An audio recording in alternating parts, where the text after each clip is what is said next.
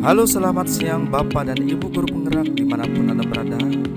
Dalam tugas kelompok 1 kasus SD dengan ruang kolaborasi modul 2.1 mengenai pembelajaran berdiferensiasi.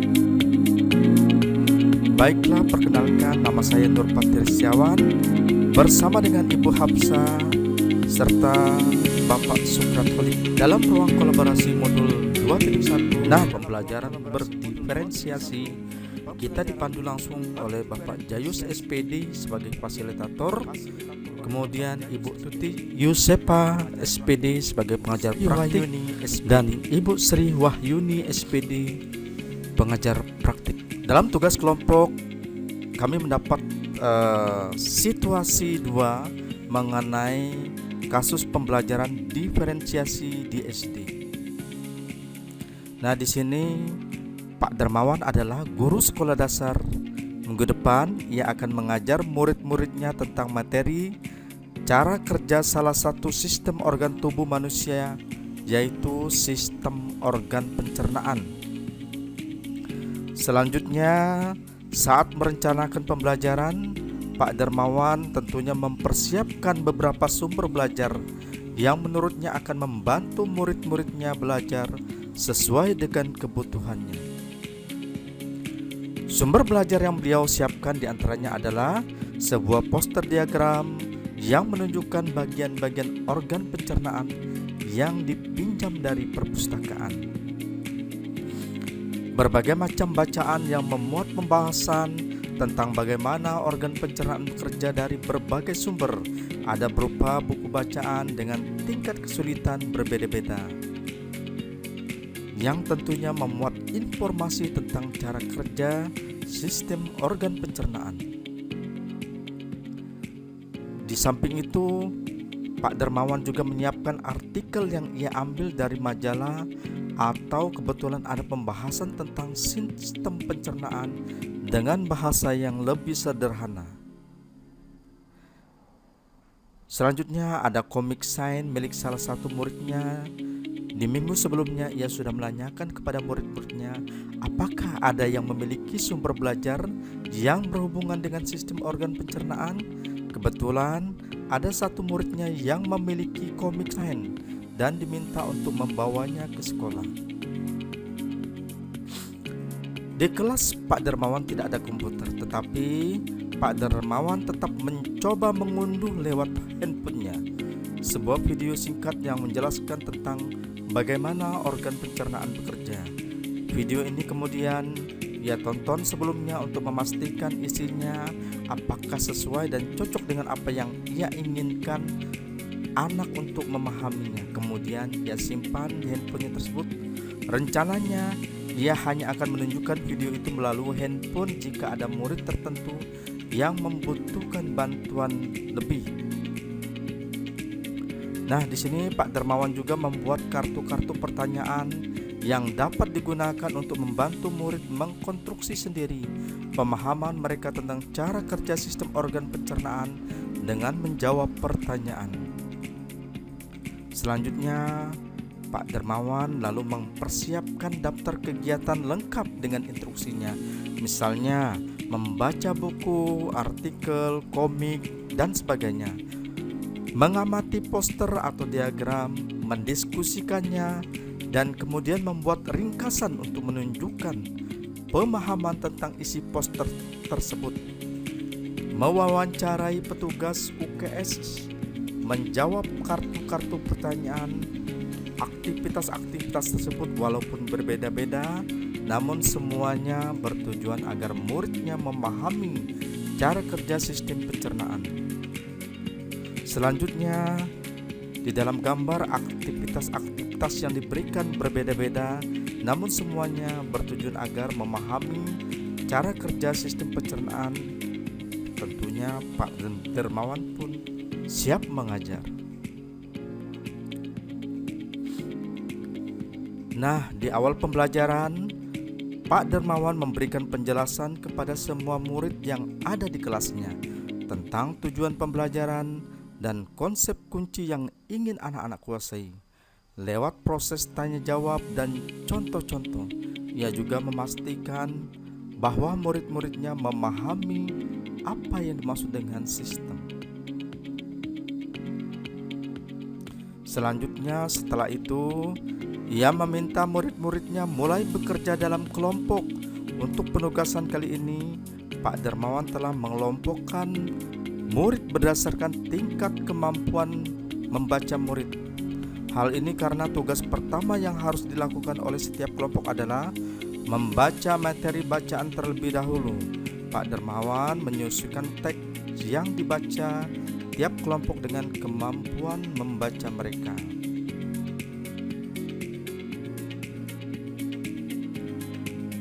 Pak Dermawan menjelaskan pada murid-muridnya bahwa dalam 1 minggu tersebut setiap kelompok akan mendapat target untuk menyelesaikan kegiatan yang telah disiapkan oleh Pak Dermawan tersebut. Keputusan tentang kegiatan mana yang ingin dilakukan lebih dulu diserahkan sepenuhnya kepada murid. Yang jelas, mereka diberikan kesempatan melakukan kegiatan-kegiatan tersebut pada saat jam pelajaran IPA di minggu tersebut. Nah, selama proses murid melakukan kegiatan, Pak Dermawan memastikan ia mengobservasi dan memantau pemahaman murid-muridnya. Ia mendatangi tiap kelompok, mengajukan pertanyaan dan memberi pertanyaan lanjutan kepada murid-murid yang memerlukan bantuan atau perlu diberikan tantangan lebih.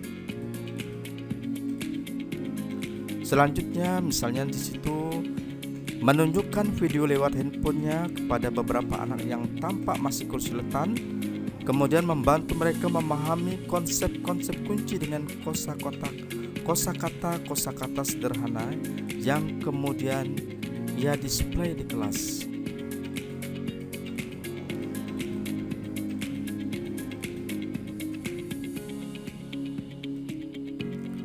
Selanjutnya, Pak Dermawan juga membuat catatan-catatan penilaian selama proses ini. Setiap jawaban murid, pertanyaan murid, ia perhatikan, ia gunakan informasi ini untuk menyesuaikan tingkat bantuan yang ia berikan pada murid. Terlihat pada gambar. Kemudian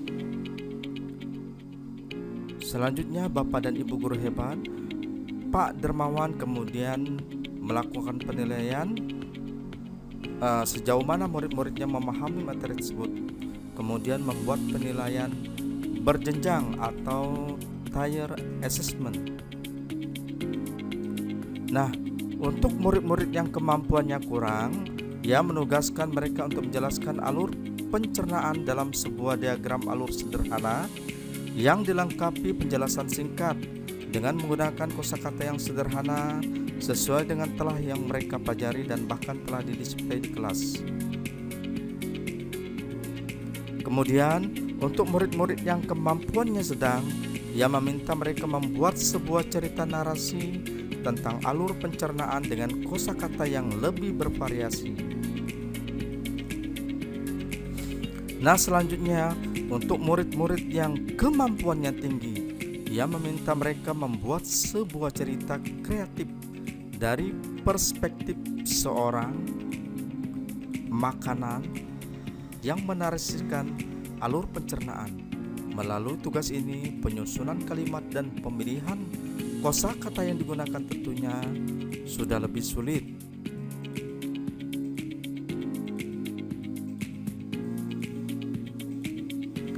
Nah, di sini ada pertanyaan pemandu dari tugas kelompok. Yang pertama adalah pertanyaannya, apakah kebutuhan belajar murid yang berusaha dipenuhi oleh guru tersebut? Nah, di sini kami menjawab adalah kebutuhan belajar murid kita ketahui bahwa meliputi 3 aspek, yaitu kesiapan belajar, minat murid, dan profil belajar murid.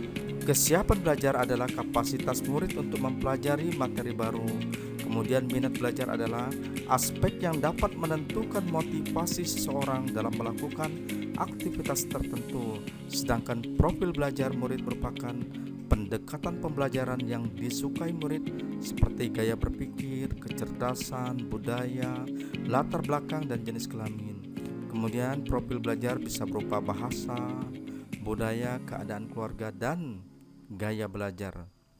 Nah, Bapak dan Ibu guru hebat, di dalam menyingkapi hal kebutuhan tadi, kebutuhan belajar yang berusaha dipenuhi guru, di mana kebutuhan belajar murid seperti meliputi 3 aspek tadi, yaitu di sini adalah kesiapan belajar.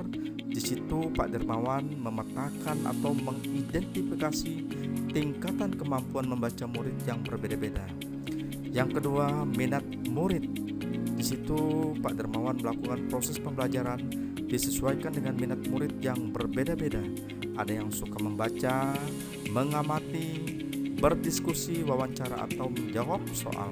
Kemudian profil belajar murid di dalam kasus ini adalah Pak Dermawan mengembangkan pembelajaran yang bervariasi dan mengakomodasi gaya belajar visual, auditori, kinestetik, dan lain-lain sebagainya.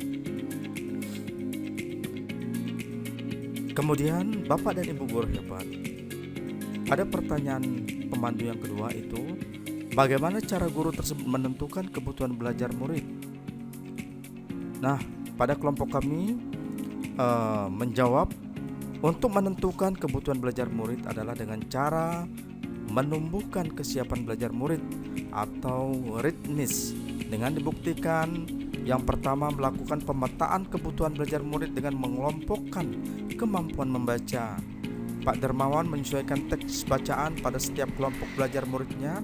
Yang kedua, Pak Dermawan memberikan berbagai macam sumber belajar tentang sistem pencernaan manusia untuk setiap kelompok belajar muridnya. Ketiga, Pak Dermawan melakukan observasi atau pengamatan pada setiap kelompok. Yang keempat adalah menganalisa dan melakukan refleksi hasil capaian setiap kelompok belajar muridnya.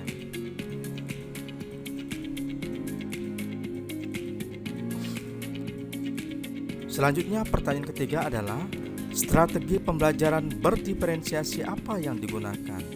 Nah, di sini di dalam pembelajaran Pak Dermawan, strategi pembelajaran berdiferensiasi yang digunakan adalah diferensiasi konten, diferensiasi proses, dan diferensiasi produk.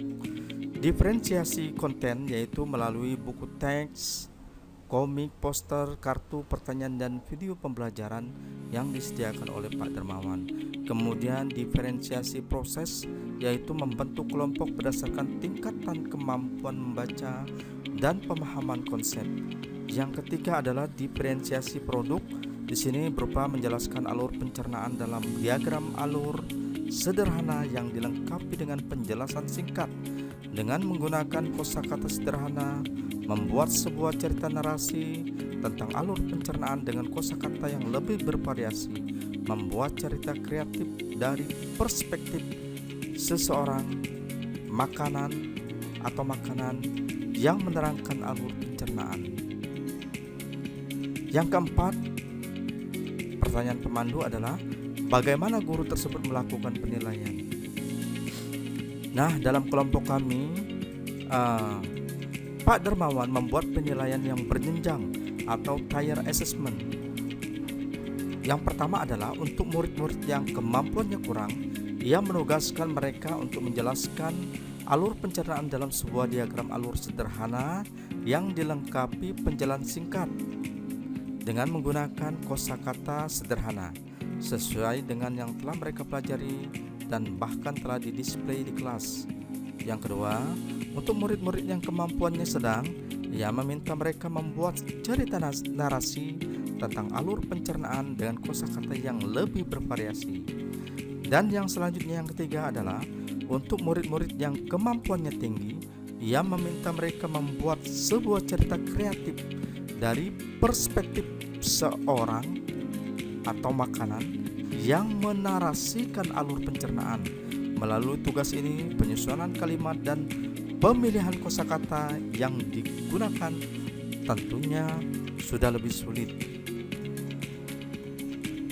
Nah, demikianlah pemaparan dari kelompok kami, kelompok 1, mengenai kasus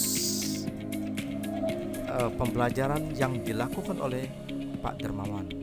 Saya Nur Patria Setiawan bersama Ibu Hapsa dan Bapak Sukratwali mengucapkan terima kasih. Salam dan bahagia.